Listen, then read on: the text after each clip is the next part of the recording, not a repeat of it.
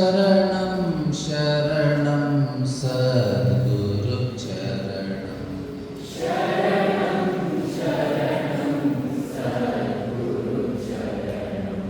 प्रातः स्मरणं श्री गुरु चरणं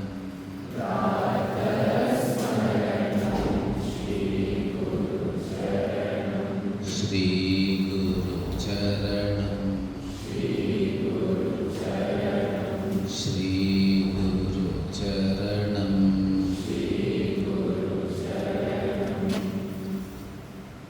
third chapter verse 27 to 35 together we'll chant after the first verse. Om Shri Paramatmane Namaha. Atha Tritiyodhyayah. Arjuna Uvacha. Jayasi Karmanaske Mata Buddhirjanardana Tat Kim Karmani Gore Mam 35, 26, 27, sorry.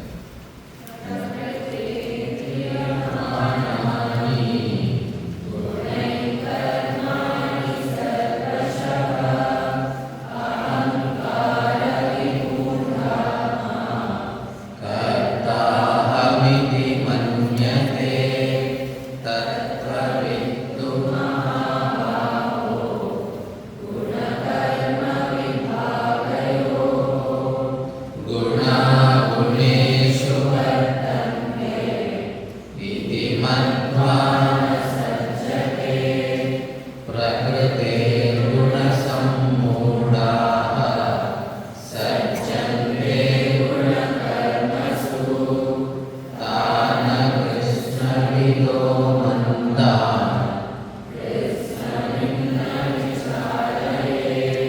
mai sarvani karmani sannyasyadyatma cetasa nirashir nirmamo bhutva yuddhasva viratacharah ime nityam anutishtanti manava Shraddhavanto na suyantava muchyante te karmavihi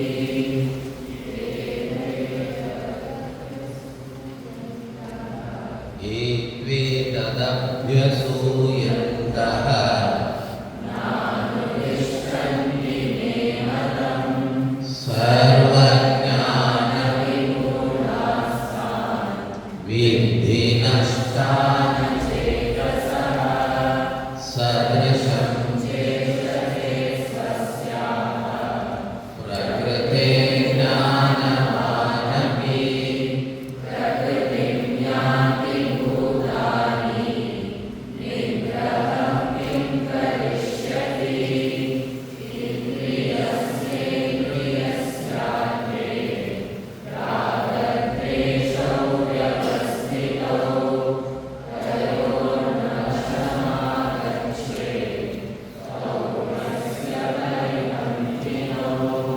Shreyan Swadharmo Vigurama Paradharmat Swadrushtiha Swadharme Nidanam Shreyaha Paradharmo Bhayavaha.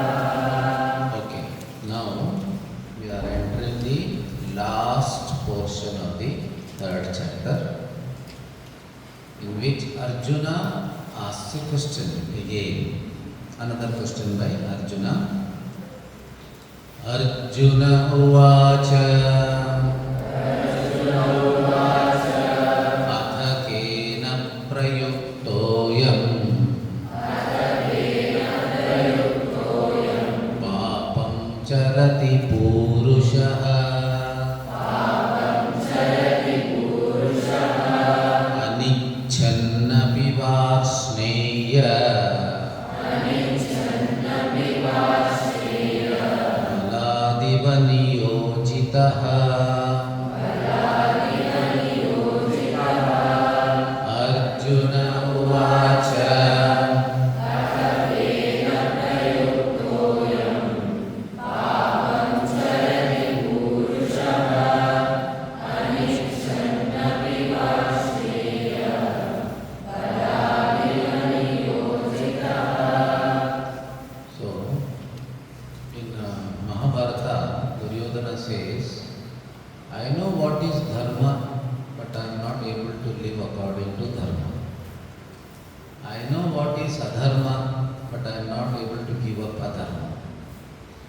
It is as though some force is forcing me to act according to the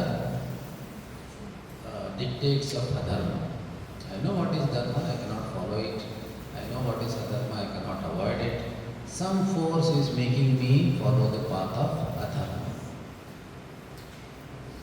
Janami dharmam nacha me pravrittihi. Janami adharmam nacha me nivrittihi.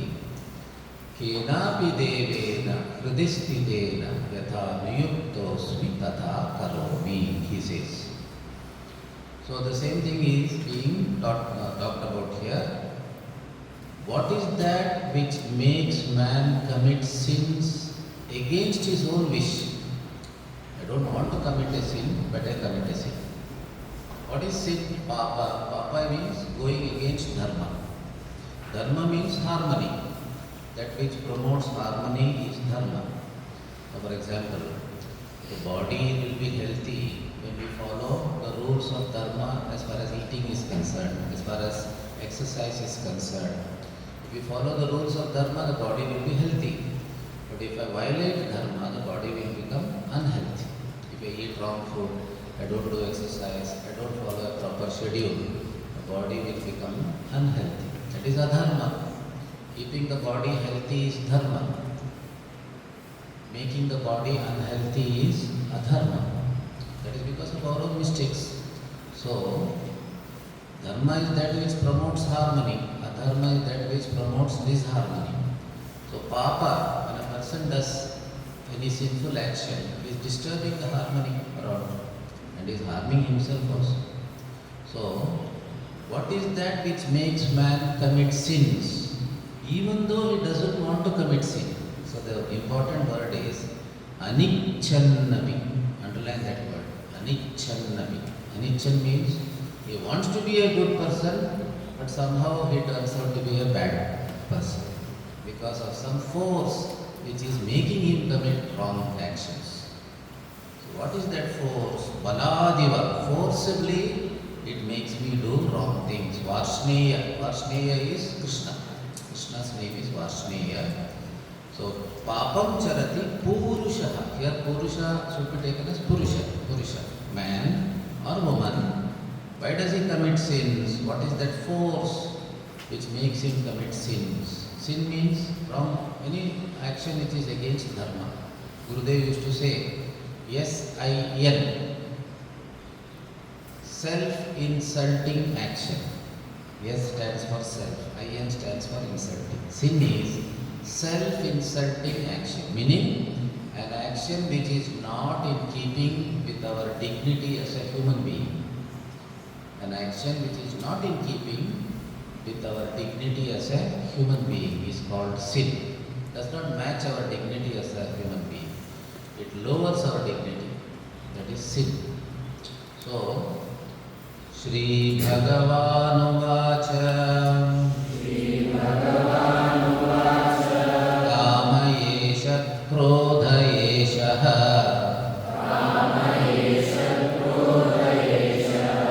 Rajoguna Samudbhava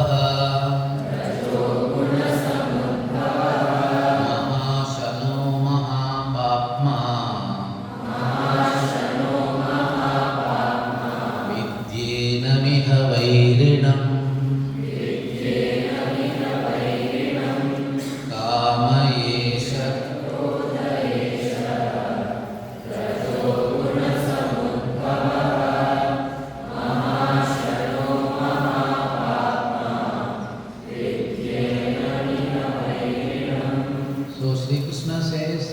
some outside force which is making you commit sins. It is the forces that are playing, that are at work in your own mind.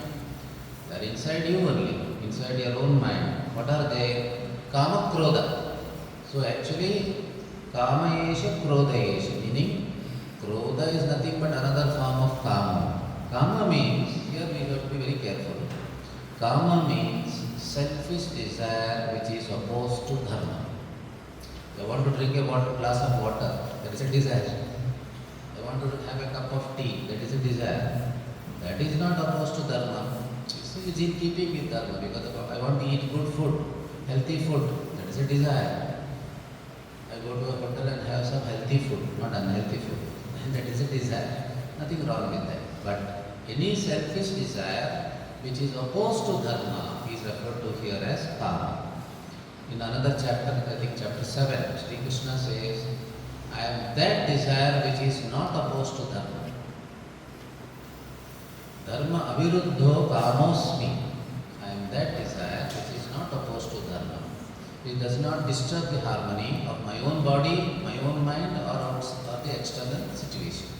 So my desires can disturb my mind, my desires can disturb my body, or my desires can disturb the external situation. Such desires are selfish desires which are opposed to dharma. So, kama yesha, krodha yesha. So when desire is obstructed, it turns into anger. So there is only one definition of anger. Desire obstructed is anger. Just write down. Desire obstructed is anger. When desire is obstructed, it turns into anger. So whenever you get angry, you think, what is that desire which has been obstructed, because of which I am angry? Then think whether that desire is okay or not. If it is okay, no problem. If it is not okay, give up that desire. So there are okay desires or not okay desires. Desires which are good for our health and development. So you desire good marks. Is it a wrong desire? It's very good. You desire a good career. Nothing wrong in that. You desire to get a good name. Nothing wrong in that. These are all dharmic desires. They don't disturb the harmony. But if your desire to get a good name makes you try to give another person a bad name, then that is a selfish desire. So, two things we have to remember always. What I am doing, is it going to be harmful to the people around me? And what I am doing, is it going to be harmful to me? If the answer to any one of these is yes, that's a wrong desire, a wrong action. So my action, is it going to harm the people around me? If the answer is yes, don't do it. If the action that I am going to do, is it going to harm me physically or mentally or emotionally, then that is also a wrong action.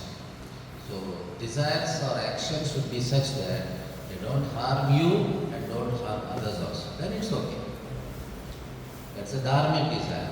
So one has to have good desires, dharmic desires, and only we grow. That's how we build our personality. The first stage in life is building the personality. Only then we can go to higher stages of spiritual sadhana. So kama yesha, krodha yesha, rajo guna samudbhava. Now three gunas of nature you have already mentioned. I have already mentioned in my earlier class. Sattva guna, rajo guna, tamo guna. So rajo guna is that which promotes desire, anger. But rajo guna by itself is not bad because it makes you active. But when rajo guna overpowers your good qualities, then it becomes a bad force. And rajo guna is under the control of sattva guna, there is no problem. It helps you to be active. So one has to handle rajo guna very carefully. So rajo guna, if it goes on promoting kama krodha, it's harmful. So rajo guna samudbhava, maha ashanaha. Ashana means eating. So mahashana refers to kama. Desire can never be satisfied by mere experience. So the Shastras compare it to adding fuel to fire. Suppose there is a fire and you go on adding fuel. It will go on consuming the fuel and becoming bigger and bigger. It will not get extinguished by adding fuel. Similarly, so desire cannot be extinguished merely by satisfying it. It can be extinguished only by proper understanding. So mahashanaha. Any amount of money you get is not going to satisfy you. But if you aim to earn money through dharmic means for a dharmic purpose, it's okay. So you have to handle all these things very carefully. Mahapapma refers to krodha. When there is anger, we commit sins. Just think, all sins are committed either due to anger or desire. Desire obstructed is anger, so there is no difference really. But here the words mahapapma, which make you commit big sins, is anger. And desire can never be extinguished by merely satisfying it. So, vidyenamiha vairinam. This is the enemy of a person who wants to lead a proper dharmic life. So So if you know how to handle kama krodha, no problem. If you don't know how to handle kama krodha, they will destroy you and your surroundings also. That's what is being meant. One should know how to anger management, desire management. These are things we should know. Otherwise they will manage you. Anger and desire will manage you and destroy you also. So now Krishna is going to tell us how to manage anger, how to manage kama, desire, selfish desires. Dhumena priyate vannihi yatha malena cha yatolpena mruto garbha tata tenedamamrutam dhumena priyate.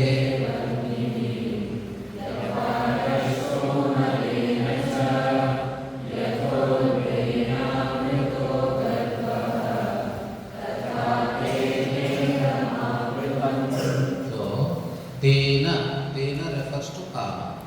Tena by kama. Idam refers to our ability to discriminate, the viveka. So our viveka is covered by kama. When there is the force of kama operating or the force of krodha operating, you have experienced in your own life that when you become angry, you say things that you should not say. You do things that you should not do, knowingly. You know you should not do that, you do it. You know you should not say that, but you say it because Tena idam amrutam. Tena means by kama or krodha. Idam means viveka. So our ability to distinguish between good and bad, dharma and adharma, is overpowered by kama or krodha. Then we commit wrong actions or say something wrong. So he gives 3 examples. How is it covered by kama or krodha or viveka? Dhumena avriyate vanni. That's the first example. Vanni means fire. Dhuma means smoke. So fire is covered by smoke. That's the first example. Second example. Yatha darsho malena cha. Adarsha means mirror. Mala means the dust on the mirror. So mirror is covered by dust. Yatholvena amruto garbha. Garbha means the child in the womb, the fetus. The fetus is covered by the womb. The fetus in the mother's womb is covered by the membrane in the womb. So why are these 3 examples given? See, dhumena avriyate vanni. Suppose the fire is covered by smoke. The smoke can be removed easily. Just a little wind is enough. We just say, oof, the smoke will go away. Little wind is enough. The smoke can be covered easily. It can be removed easily. Here smoke and fire, what do they represent? Fire represents our ability to discriminate, the ability to distinguish between good and bad. So smoke represents kama or krodha. Similarly, adarshe malenacha. Adarsho malenacha. Mala means the dust on the mirror. So dust on the mirror doesn't go away just by a little wind. Just by, if you say, oof, the mala will not go away. You need to rub it. You need to use force. For smoke, you need not use force. Little wind is enough.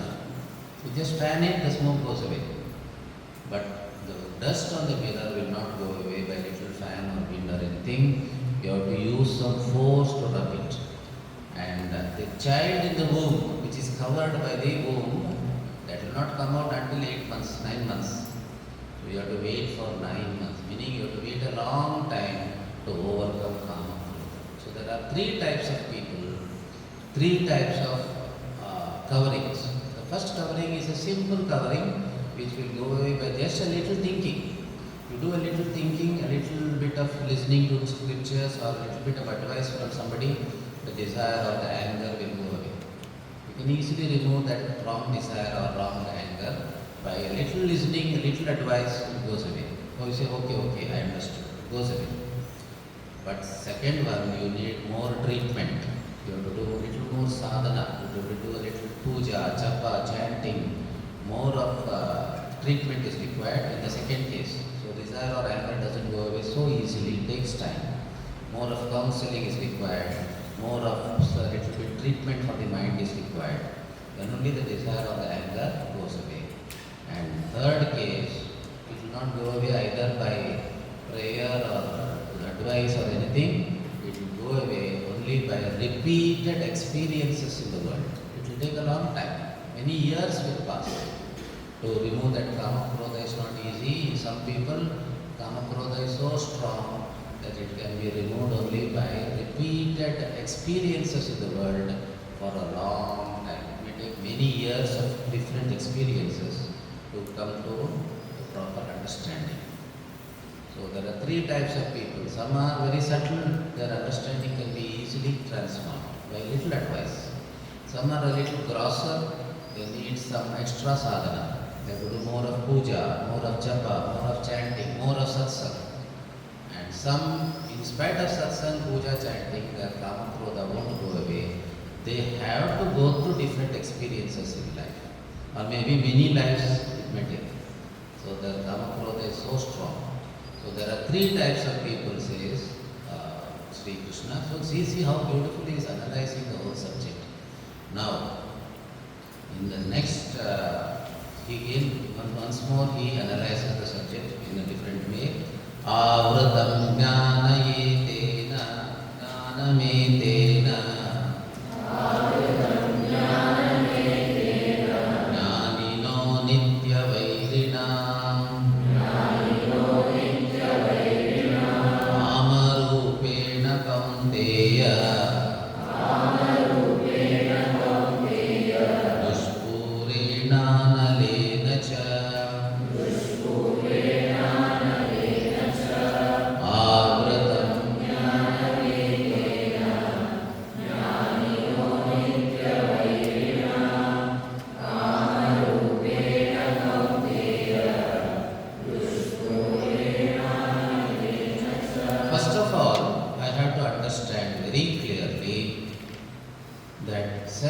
desire which is opposed to karma, which is opposed to dharma, is my enemy. That's the first thing. First thing I have to understand who my enemy is. Suppose I have to conquer somebody, first I should understand who is my enemy. I don't know who is my enemy. If I think of my enemy as my friend, I will never be able to conquer that enemy. So first of all, we should understand that selfish desire opposed to dharma is my enemy. It will harm me. It is harmful. It is harmful not only for me, it is harmful for the entire society. So, Nitya Vairina, it is the eternal enemy of those who want to progress in life. And secondly, Avrutam Jnanametena. Jnana here refers to the discriminative power or ability to judge between right and wrong, Shreyas and Preyas, Atma Anatma Viveka or Dharma Dharma Viveka, all sorts of Viveka a human being should have is referred to as Jnana. It prevents you from exercising your Viveka. Avrutam means it is covered, like smoke, fire is covered by smoke, like mirror is covered by dust. This is way. Kamarupena kaunteya dushpurena analena cha. And selfish desire which is opposed to dharma is like a fire which can never be satisfied. Any amount of things you pour into the fire only grows bigger and bigger. So that sort of desire is your enemy. That is the first understanding. Second, Indriyani mano buddhihi asyadhisthana muchyate etai vimohayatyeshaha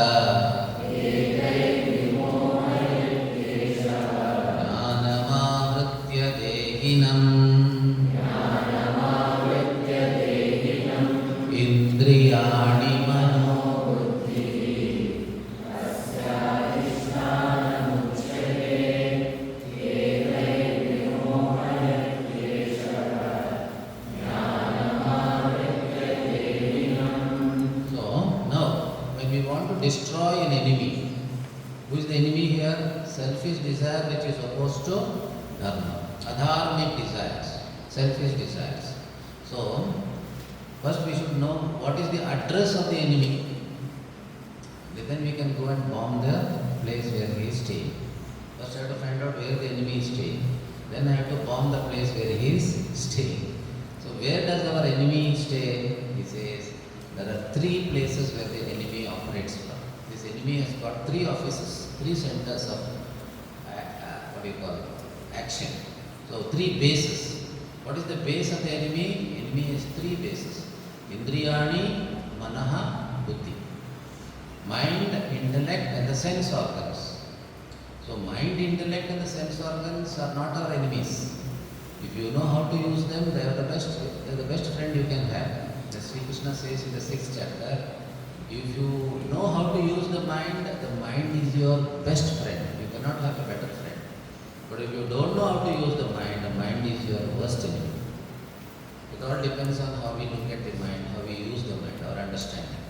So here it says, this selfish desire which is opposed to dharma, it stays in 3 places. Indriyani, Manaha, Buddhi. The sense organs, the mind and the intellect. What is the difference between mind and intellect? Intellect is the ability to judge, analyze, decide. That is called intellect. And mind is the seat of emotions, play of thoughts, where attraction arises from some object, that is the mind. Where the emotions play, that is the mind. Play of thoughts is the mind. But intellect is the ability to decide what to do, what not to do, where to go, what to reach. That ability to decide, analyze, understand is called the intellect. So the difference. So Indriyani, the sense organs, the 5 sense organs of action, the 5 sense organs of knowledge, I have already told you. So these 3 places are where kama operates, desire operates. Etaihi vimohayati. So staying in these places, kama krodha confuses a person, deludes a person, makes him forget what is right and wrong. Jnanamavritya dehinam. Dehi means the individual, the jiva. Jnanamavritya means it covers your understanding. Even though you know something is wrong, you do it. Jnanamavritya, it covers your viveka. Your viveka becomes useless at that particular time. You don't think properly. So, these are the 3 places. So now we know what is the enemy? Selfish desire which is against dharma. Then secondly, what is the address of the enemy? Sense organs, mind, intellect. Means I have to attack the enemy at these 3 places. But what is the head office? Head office and branch office. Offices will have one head office and 2 and branch office. The head office of the kama is buddhi. And sense organs and mind are the branch offices. But straight away we can't attack the head office. First we have to attack one of the branch offices. Which is the branch office we have to attack first? Tasmat tvamindriyanyadau niyamya bharatarshava papmanam prajahihyenam jnana vijnana nashanam. So this is a very important instruction. Tasmat, therefore, indriyani adau. First, where should be our first attack? Which center should be bombed first? This first bomb the indriyas. Indriyani adau niyamya. Bombing the indriyas means controlling the indriyas. Bring the sense organs under your control. In Vedanta, there is an important word for that is called damaha. Damaha. Control of the sense organs. Keeping sense organs under my control is called damaha. Just make a note of the word damaha. Dama means, it is very simple. My sense organs should obey me, that's all. I should be able to control what I speak. I should be able to control what I eat. I should be able to control what I see. The sense organs should obey me. I should not obey the sense organs.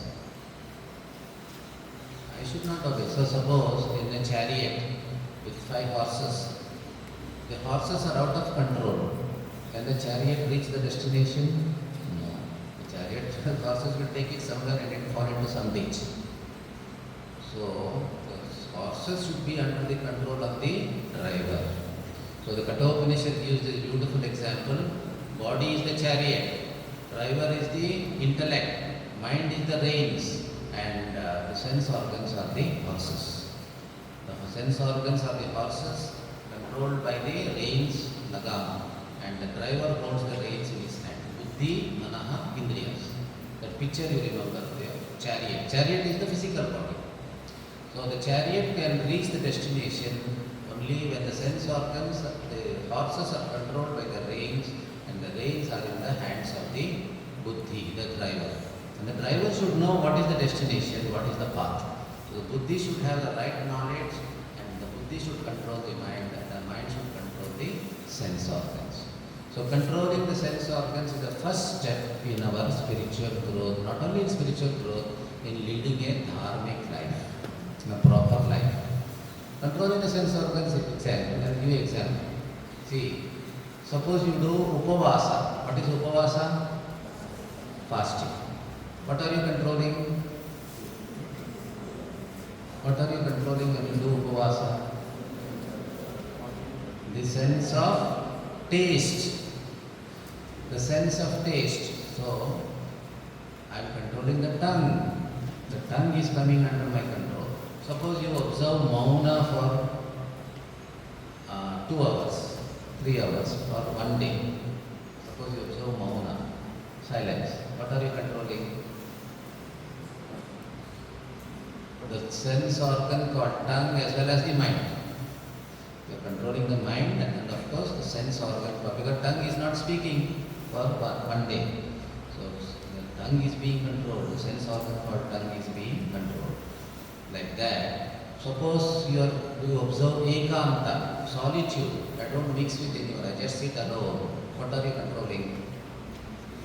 You are controlling so many things. You are controlling your mind, you are controlling the sense organ or tongue, you are controlling your own hands and feet, you are not moving about unnecessarily. So everything comes under control. So these are all practices in our tradition for gaining Dhamma, self-control. So first practice self-control at the level of sense organs. The eyes, ears, you don't hear what is not good for you. You don't see what is not good for you. See, Swami Yatishwarananda was a Swamiji in Ramakrishna Ashram many years back. He was in Europe for many years teaching Vedanta. Once he went to a lake in Switzerland, and on the bank of the lake he saw a stone carving. And the stone carving, when he saw it from a distance, it was of 3 monkeys. You know the 3 monkeys? What are they? One monkey closes both the eyes. What does it mean?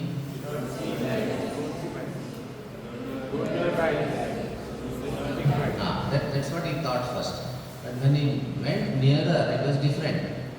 One monkey had only 1 ear closed, the other ear was open. One monkey had only 1 eye closed, the other eye was open. One monkey had half the mouth closed, the other half was open. What does it mean? Avoid seeing that which is harmful for you, but you should see what is good for you. Not just avoiding, you should also have proper positive inputs. Avoiding something is okay, you avoid bad food, but you should have good food, isn't it? So that way he understood. First he found it difficult, then he remembered this Veda mantra. You might have heard this Veda mantra. Om Bhadram Karne Vishrunuyama Deva. Do you know this? Can you chant? Chant.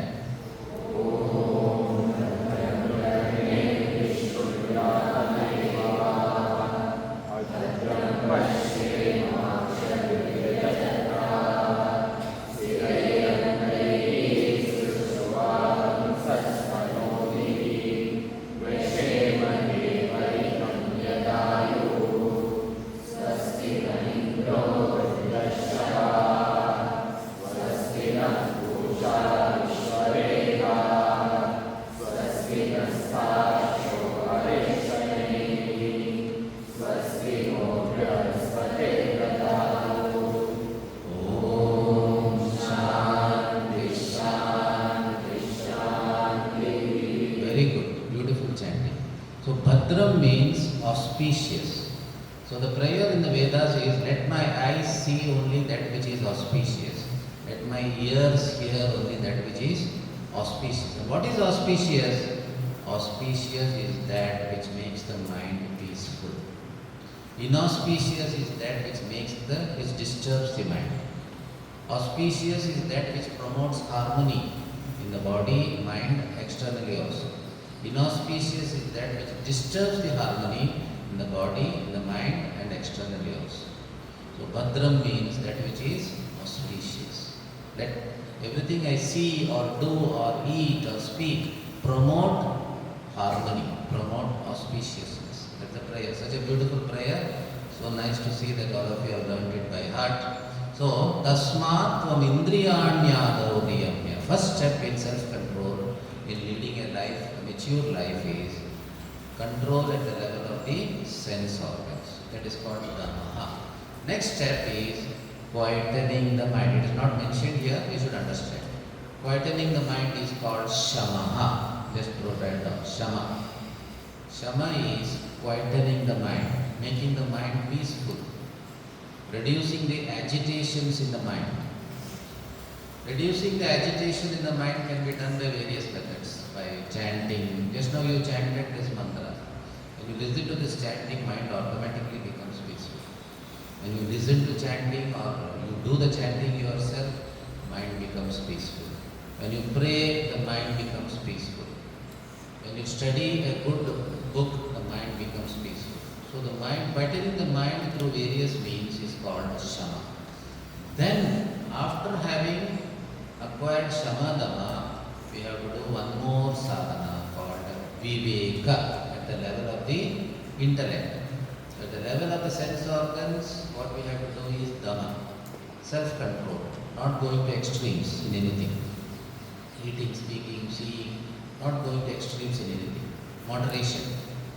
Then Shama, quietening the mind through prayer, through japa, through chanting, by reading good books, good company, the mind becomes quiet. So quietening the mind is Shama. Controlling the sense organs through proper understanding is Dhamma. And both are incomplete without Viveka. Viveka is gaining right knowledge through proper study and proper listening.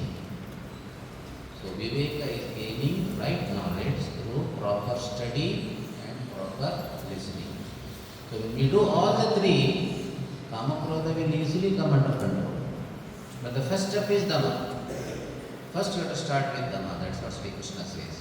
So, otherwise this Kama Krodha will prevent us from gaining knowledge, and even if we have gained knowledge, we cannot abide in the knowledge.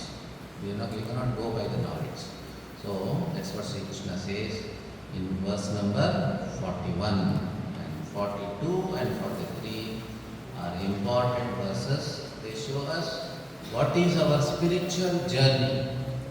What is our spiritual journey? Indriyani paranyahu.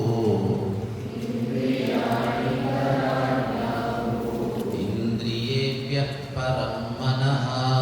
Indriyebhyah param manaha. Manasastu parabuddhihi. Manasastu parabuddhihi. Yo buddhe paratastu saha.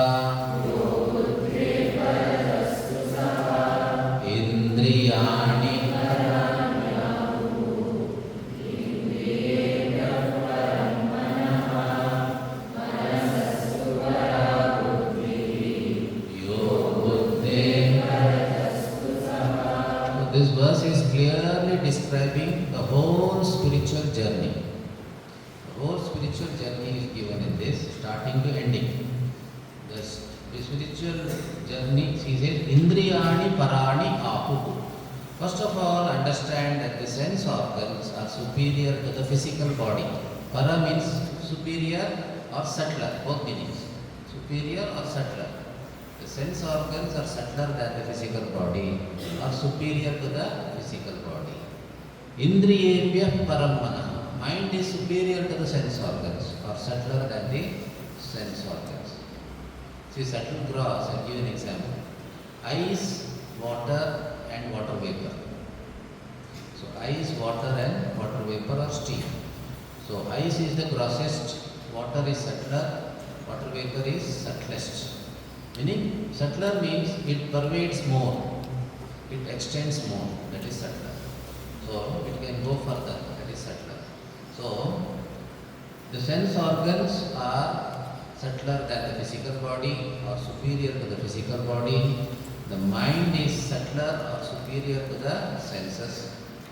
Manasastu para buddhi, the intellect, the ability to decide, judge, discriminate, that is superior to the mind also. It can control the mind. Mind can control the sense organs, the intellect can control the mind, can guide the mind. And yo buddhe paratastu saha. Up to this is matter, prakriti. Up to buddhi is, and up to the unmanifest is there, it's not mentioned here. These are all manifest.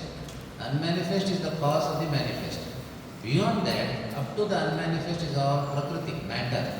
Beyond matter, subtlest than everything else, subtler than the subtlest is spirit, pure consciousness principle.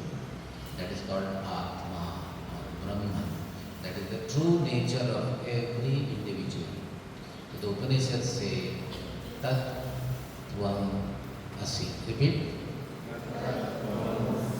Upanishads say, you are that subtlest of the subtlest, pure consciousness principle. You are pure spirit. This body, mind, intellect are all costumes that you are wearing. You have to go beyond the costumes and understand that I am the pure consciousness principle. And then you can use the costumes as you like with this understanding. So this verse is giving us the spiritual journey. What is the spiritual journey?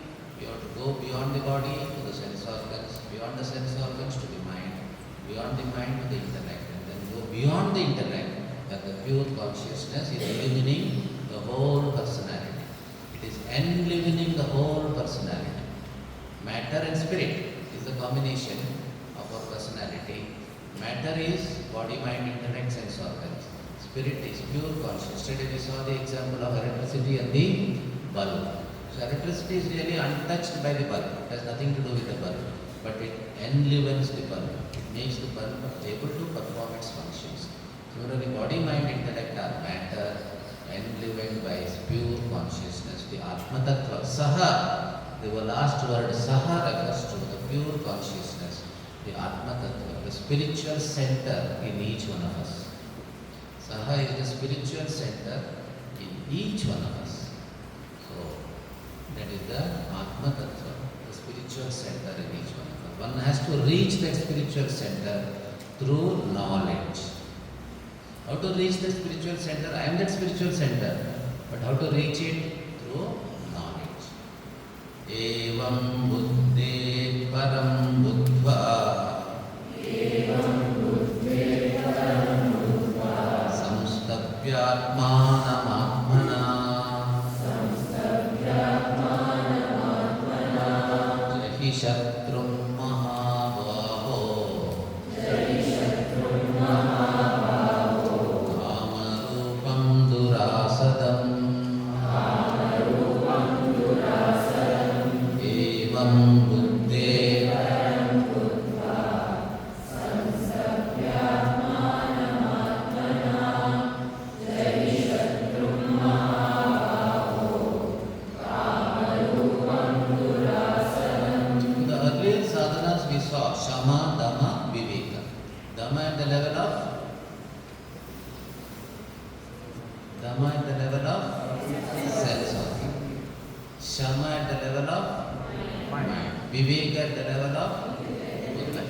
These three sadhanas will help us to lead a dharmic life, a proper life, where kama and krodha don't disturb us.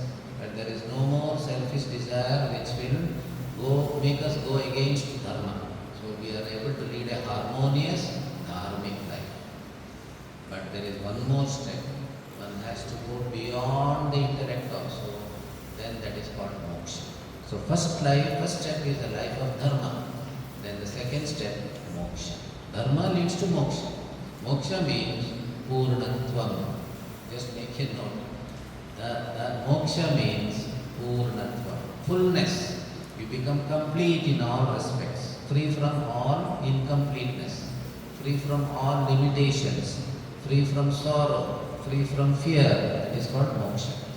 For that you have to take one more step, go beyond the intellect and abide as the pure consciousness principle, which is your true nature, which is your higher spiritual nature. So, evam buddhe param buddha. So, know that principle which is beyond even the intellect. The intellect is empowered by that pure consciousness principle. The intellect is able to perform its functions because it is empowered by pure consciousness. Know that pure consciousness as your true nature. Samsthavya atmanam atmana. This is referring to meditation. Having known that truth, meditate upon that truth and get established in that truth. First listen, understand, that is knowing. Then meditating upon that is called nididhyasana. Shravanam, mananam, nididhyasana is the process. Know the truth, understand the truth, then abide in the truth. Then you are free. Jahi Shatrum Mahabhavu Kamarupam Durasana. Then this problem of kama will never come again, because you have understood yourself as a limitless truth, free from all limitations. Then you are Purna, complete in all respects. Then desire will. Why does desire arise in a person? Because I am incomplete, isn't it? Desire always is because I feel I am incomplete. If I know I am the complete truth, the Purna Tattva, Atma Tattva, then the problem of desire will not be there. But you may say, even Jnanis have desires. Chinmayanandaji had a desire to start a mission. Chinmayanandaji had a desire to start build ashrams, to collect money for ashrams. Is that not a desire? That is not a binding desire. That is not a binding desire. It is a desire born out of compassion. So if the desire is born out of compassion, it will not bind. It is not a binding desire. So first understand what is desire, how it operates, what is the cause for desire. Then one should be able to manage desire. Desire management, anger management. Then that will make us lead a life of dharma, a life of harmony and peace. So just finally I will just give you one tip. See, there are three types of persons in this world. Those with unhealthy ego, those with healthy ego, and those with no ego. Unhealthy ego means adharmic life, disharmonious life. Person with unhealthy ego will all the time disturb the harmony. He will not be able to live in harmony with the people around him, because he is totally self-centered. Unhealthy ego should be converted into what? Healthy ego. Healthy ego will help you to lead a life of dharma, will help you to have dharmic desires, which is okay. And then as you progress on the path of dharma, the mind becomes purer and purer. Then we come to the stage of self-knowledge, where the ego disappears through knowledge. The ego disappears in the light of knowledge. So that is the final stage of fulfillment of a human being's life. No ego. So first is unhealthy ego, which is very common. Come to the stage of healthy ego, that is life of dharma. Unhealthy ego is adharma. Come to healthy ego, which is dharma. And beyond dharma and adharma, no ego. So no ego means complete fulfillment, freedom from all limitations. The human life is fulfilled. So remember this, unhealthy ego to healthy ego is the first step. That is dharma. Healthy ego to no ego is the second step. That is moksha. First lead a life of dharma, then we will come to moksha, which is no ego. That is the perfection of human life. So we'll go back to the first verse, because we should remember this again and again. What is the first verse? Forgot? Can you chant without seeing? No. Okay.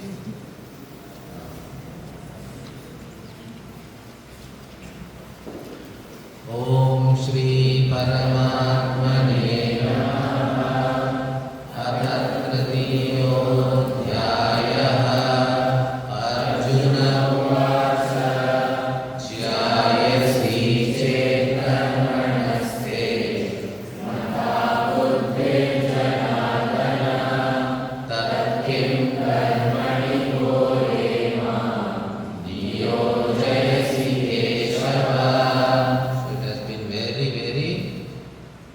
happy experience for me sharing the thoughts about the third chapter with you. I hope you have also enjoyed it, benefited from it to some extent at least. And now there are some questions some people have given, and then we will have a short 5 minutes meditation session also now. So first I'll answer some questions. Hari Om Swamiji. Psychopaths and sociopaths lack emotional attachment to anything. Yet they commit harm and sin. Why and how can we fix them? How to fix sociopaths and psychopaths? So these are mentally disturbed people who are always violent and harmful in their behavior. Those with violent, harmful behavior are referred to here as psychopaths and sociopaths. So the solution, ultimate solution to such treating such people is they are harmful and violent because they perceive the society as inimical to them. They feel people hate us. Nobody has any love for me. Nobody has done anything good for me. When such thoughts rise in a person, he becomes violent and full of hatred for people, for society, for the family also sometimes. Nobody loves me. Everybody hates me. When he grows up in such a negative atmosphere, such behavior is normal. It will happen to some extent or to a great extent. So what should be done is such a person should be made to feel that he is a lovable person, that he is a wanted person, that he is a valued person. And that is done, his behavior will change.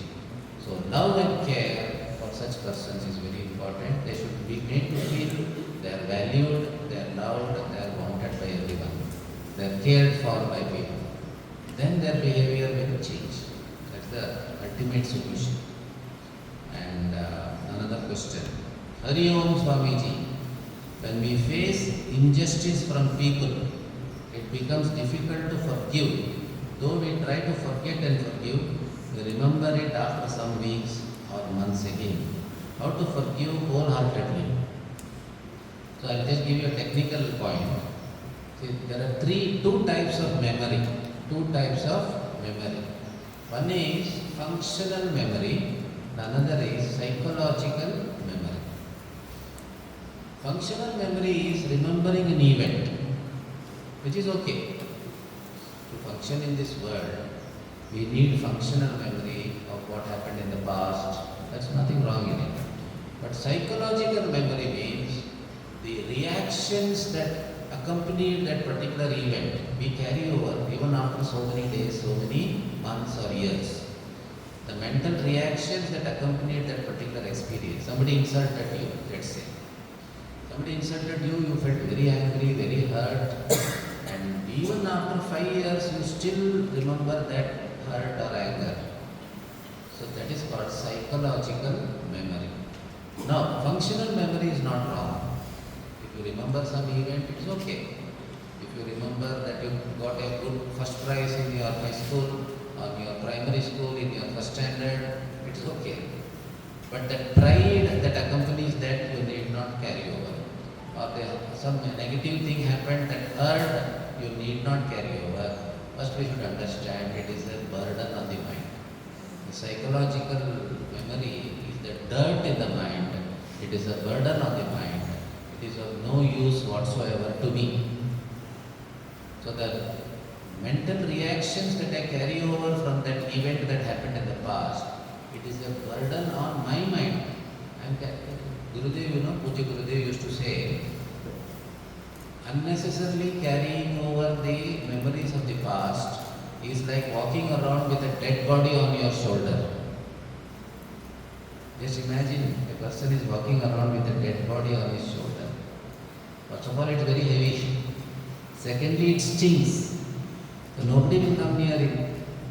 And he also cannot stand the stink after some time. So how much he is suffering unnecessarily? Who is asking him to carry a dead body on his shoulder? That's what he is doing. So when we remember the past unnecessarily, especially the emotions associated with that event, then we are carrying a dead body on our own shoulder. It is a useless, harmful, unbearable burden on my own mind. So I am harming myself by useless memories, mental reactions I carry over. So first I should understand that if I don't forgive somebody, I am burdening my own mind. It's of no use at all. I am harming myself. And secondly, when we carry over the past unnecessarily, it prevents us from living in the present.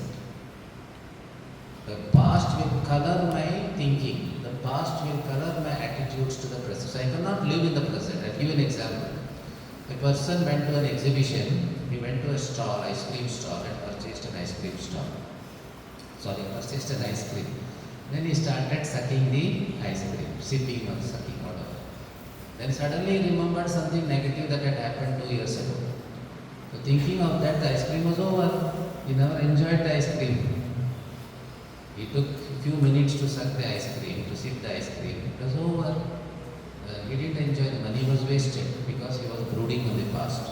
Or it may be brooding about the future. Oh, tomorrow is my exam, how will I do, what will I do? You cannot enjoy the ice cream. If you brood on the past or unnecessarily have anxiety about the future.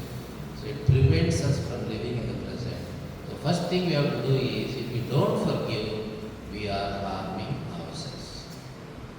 We are not harming that person. That person will be happily going about.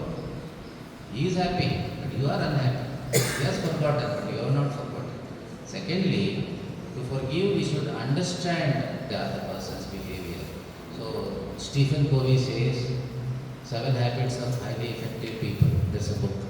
And one of the habits is, seek to understand rather than to be understood. Somebody behaves badly towards you. If you can understand why that person is behaving badly, then you will be able to handle the situation much better. So try to understand why that person behaved badly towards you, then you will be able to forgive that person. Because if you don't forgive, I am carrying an unnecessary burden in the mind.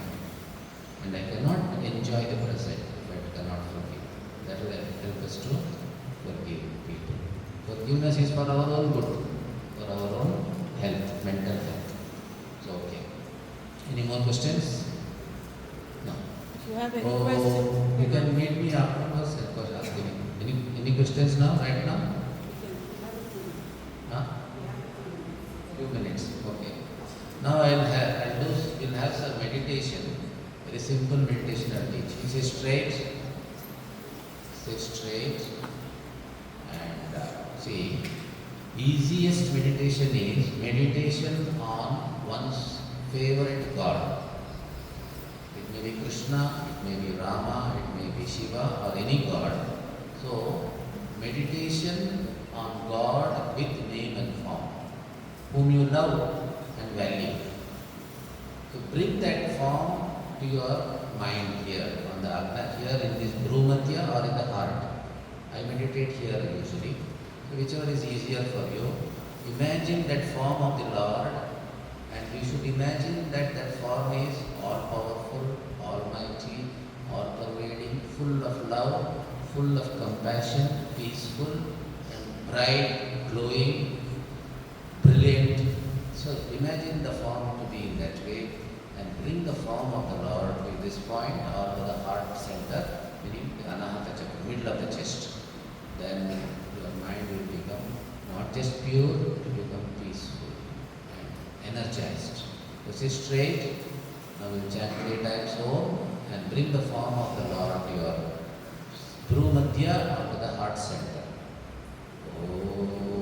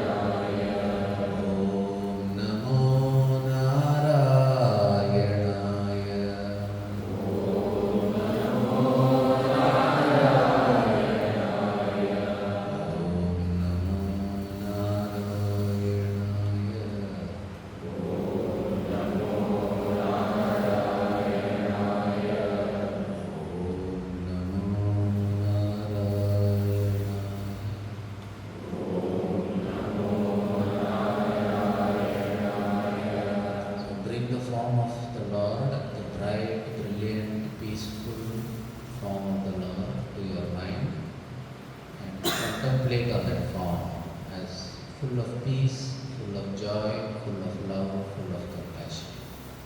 Infinite, peaceful, all pervading. That way you should contemplate on the Ishta Devata. It is called Ishta Devata Dhyana.